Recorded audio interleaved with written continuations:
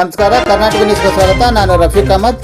ದಾವಣಗೆರೆ ಜಿಲ್ಲೆ ಜಗಳೂರು ತಾಲೂಕಿನ ತೋರಣಗಟ್ಟೆ ಗ್ರಾಮದ ಆಂಜನೇಯ ಸ್ವಾಮಿ ದೇವಸ್ಥಾನದ ಆವರಣದಲ್ಲಿ ಜಗಳೂರು ವಿಧಾನಸಭಾ ಕ್ಷೇತ್ರದ ಶಾಸಕರಾದ ಬಿ ದೇವೇಂದ್ರಪುರ ಅವರ ಅಧ್ಯಕ್ಷತೆಯಲ್ಲಿ ಮಾವಿನ ಸಸಿ ನೆಡುವ ಕಾರ್ಯಕ್ರಮವನ್ನು ಅದ್ದೂರಿಯಾಗಿ ಹಮ್ಮಿಕೊಳ್ಳಲಾಗಿದೆ. ಈ ಸಂದರ್ಭದಲ್ಲಿ ವಲಯ ಅರಣ್ಯಾಧಿಕಾರಿಗಳಾದ ನಿತಿನ್ ಬಲವ, ಸಾಮಾಜಿಕ ವಲಯ ಅರಣ್ಯಾಧಿಕಾರಿಗಳಾದ ಮಹೇಶ್ವರಪ್ಪ, ತೋರಣಗಟ್ಟೆ ಗ್ರಾಮದ ಯುವ ಮುಖಂಡರಾದ ಗುರುನಾಥ್, ರುದ್ರಮುನಿ, ತಿಪ್ಪೇಸ್ವಾಮಿ, ನರಸಿಂಹಮೂರ್ತಿ, ಉಮೇಶ್, ನಟರಾಜ್, ರಾಮಣ್ಣ, ರುದ್ರಮುನಿ, ವಿನಾಯಕ್, ತೇಜು, ಮಾರುತಿ ಸ್ನೇಹ ಯುವಕರ ಸಂಘದ ಅಧ್ಯಕ್ಷರು, ಉಪಾಧ್ಯಕ್ಷರು, ಕಾರ್ಯದರ್ಶಿಗಳು, ಸರ್ವ ಸದಸ್ಯರುಗಳು, ಶಿಕ್ಷಕರಾದ ಉಮೇಶ್, ಮುಖಂಡರಾದ ರಾಮಾಂಜನೇಯ, ಶಾಸಕರ ಆಪ್ತ ಸಹಾಯಕರಾದ ಮೊಹಮ್ಮದ್ ಗೌಸ್, ರಾಜು, ತೋರಣಗಟ್ಟೆ ಗ್ರಾಮದ ಮುಖಂಡರು, ಮಹಿಳೆಯರು, ಮಕ್ಕಳು ಹಾಗೂ ಮಾಧ್ಯಮ ಮಿತ್ರರು ಉಪಸ್ಥಿತರಿದ್ದರು.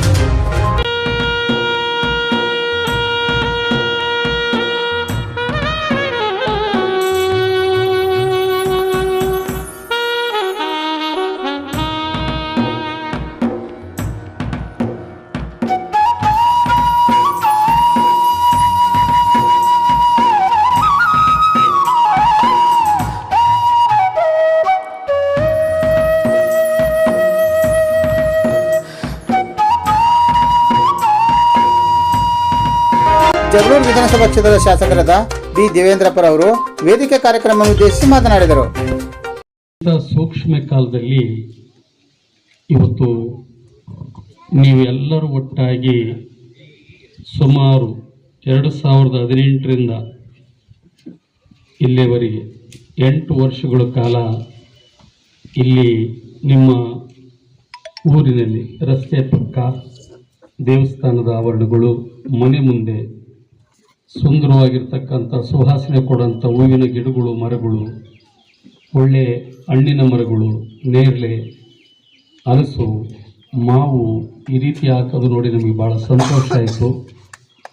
ಅದೆಲ್ಲದಕ್ಕಿಂತ ಹೆಚ್ಚಾಗಿ ಈ ಸಂಸಾರ ಅಂದರೆ, ಗ್ರಾಮ ಅಂದರೆ, ಬದುಕು ಅಂದರೆ ಒಂದು ರಥ. ಅದಕ್ಕೆ ಹೆಣ್ಣು ಮತ್ತು ಗಂಡು ಅವೆರಡು ಚಕ್ರ. ಆದರೆ ನಮ್ಮ ಕೆಲಸ ಅಲ್ಲ ಅಂತೇಳಿ ಹೆಣ್ಮಕ್ಳು ಎಲ್ಲೆಲ್ಲೇ ಬರೋದಿಲ್ಲ, ಗಂಡು ಮಕ್ಕಳು ಮಾತ್ರ ಇರೋದು ನೋಡಿದ್ದೀವಿ. ಆದರೆ ನೀವು ಇಷ್ಟೆಲ್ಲರೂ ವಿಶೇಷವಾಗಿ ಕಾದಿದ್ದು ಕೂತಿದ್ದು ಇವತ್ತು ಈ ಕಾರ್ಯಕ್ರಮದಲ್ಲಿ ಕೈ ಜೋಡಿಸಿರೋದು ನನಗೆ ಭಾಳ ಸಂತೋಷ.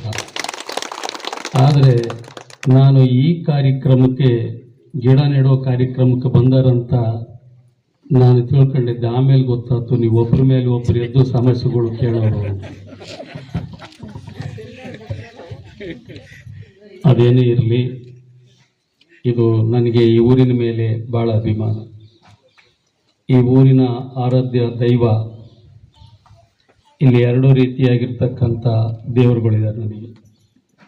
ಕಣ್ಣಿಗೆ ಕಾಣ ದೇವರು, ಕಣ್ಣಿಗೆ ಕಾಣದೇ ಇರೋ ದೇವರು. ಕಣ್ಣಿಗೆ ಕಾಣ ದೇವರು ಯಾರು, ಕಾಣಲಿಲ್ಲದವರು ಯಾರು ಅಂದರೆ ಮೂರ್ತಿ ರೂಪದಾಗೆ ಗುಡಿಯಲ್ಲಿ ಕೂತಿರ್ತಕ್ಕಂಥ ದೇವರುಗಳು. ಆದರೆ ಕಣ್ಣಿಗೆ ಕಾಣ ದೇವರೇ ಅಂದರೆ ಆಚಾರ್ಯ ದೇವೋ ಭವ ಅಂತ ನನಗೆ ಅಕ್ಷರವನ್ನು ಕಲಿಸಿದಂಥ ಗುರು ಈ ಊರಿನ ಮಣ್ಣಿನ ಮಗ. ಅವರು ಸಾಕಿ ಸಲ್ವಿ ಮಾರ್ಗದರ್ಶನ ಮಾಡಿದ್ದಕ್ಕೆ ನಾನು ಇವತ್ತು ವಿಧಾನಸೌಧಕ್ಕೆ ಹೋಗಿದ್ದೀನಿ. ನನ್ನ ಮಗ ಡೆಲ್ಲಿಗೆ ಹೋಗಿದ್ದಾನೆ. ಅದಕ್ಕೆ ನಾನು ನನ್ನ ಜೀವನದಲ್ಲಿ ಈ ಊರಿನ ನಿಮ್ಮಿಂದ ನಾನು ಏನೇನೂ ಬಯಸೋದಿಲ್ಲ, ನಿಮ್ಮ ಋಣದಲ್ಲಿ ನಾನಿದ್ದೀನಿ. ಹಾಗಾಗಿ ಇವ್ರು ಯಾರ್ಯಾರೋ ಏನೇನೋ ಹೇಳ್ತಾ ಇದ್ರು, ಇಲ್ಲಿವರೆಗೆ ನಾವು ಹಂಗೆ ಮಾಡಿದ್ವಿ, ಹಿಂಗೆ ಮಾಡಿದ್ವಿ, ಏನೇನೋ ಮಾಡಿದ್ದೀವಿ, ನಿಮಗೆ ಮಾಡಿಲ್ಲ ಅಂತ. ನೀವು ಮಾಡದೇ ಇದ್ದರೂ ನನಗೆ ದೇವರ ಆಶೀರ್ವಾದ ಮಾಡಿದ್ದಾನಲ್ಲ, ಗುರು ಆಶೀರ್ವಾದ ಮಾಡಿದ್ದಾನಲ್ಲ. ನಾನು ನಿಮಗೆ ಕೇಳ್ತೀನಿ,